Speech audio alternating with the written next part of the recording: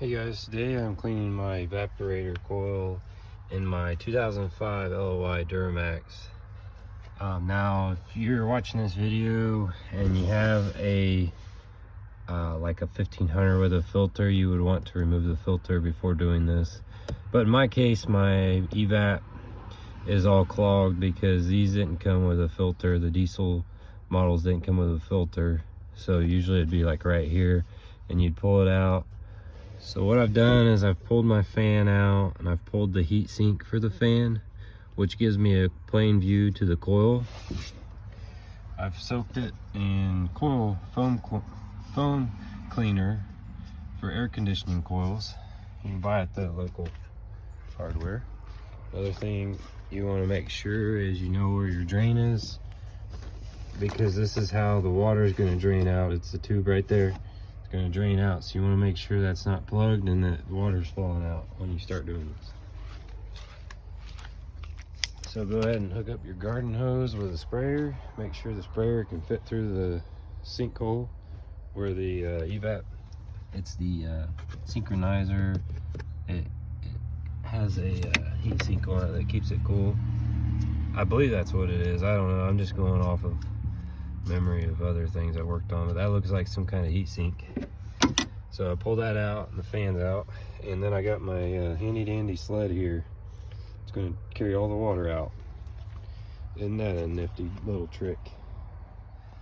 Okay, I'm gonna try to record this because you guys will get some ideas from it. But actually, I think it might be too hard for me, but I don't think I'm gonna have much water come out, but I'm gonna have to hold the sled while I do this, okay? Just so I don't soak myself. So you guys get the idea, and make sure, like I said, water comes out the other the drain for the evap, or for the coil on the engine side.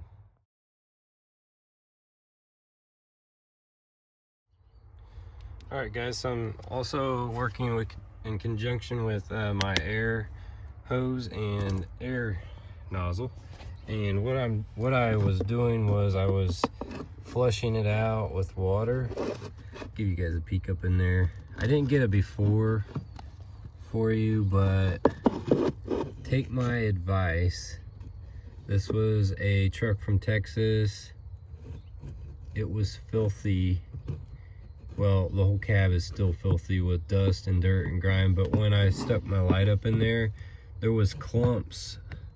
I don't know what you would call it. It was like accumulation just of dust all over those fins. So there's no way that was breathing through there. Let's see. Can't really get a good, still getting kind of blurry, but yeah. Take this heat sink out for the fan. The fan actually just twists up in there. There's no screws.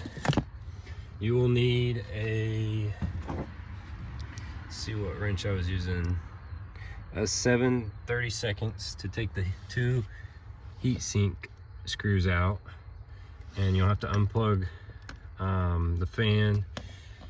I'm gonna pop this back in there. I don't have an extra set of hands to show you guys all this, but it's pretty self-explanatory. Also note, when you're doing this job, don't mess with the key. Make sure your AC, or make sure your the power is off to the AC blower or the fan blower, because you don't want that thing getting a hold of you. Just take my advice. Didn't happen to me, but I know that probably wouldn't be pretty. So I'm gonna pop that back in. Hope this helped you. I also wanted to let you know that I did get a lot of water rushing out of the vent, or the drain tube. So I saw a bunch of dirty water coming out, so I'm happy. I'm gonna button this up and hopefully have better airflow. Oh, also now is a good time to check and see if you're inside to, what is it, the outside air. So that screen right there goes the outside air, and this flapper door should shut when you put it on inside circulate. Well, mine is not working, so I found out that that actuator is bad. I also did check this actuator, which is good, but I think I'm just gonna get an actuator rebuild kit for this whole thing and call it good. Thanks for watching.